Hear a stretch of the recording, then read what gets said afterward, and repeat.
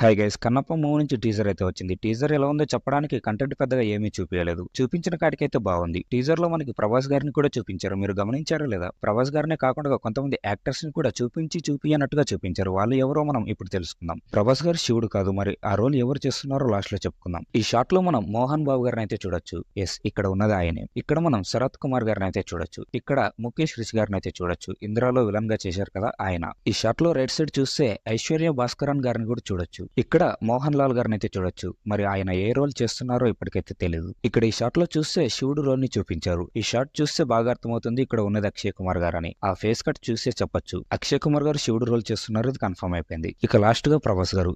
ఈ షాట్ లో మనకి కళ్ళను మాత్రమే చూపించారు.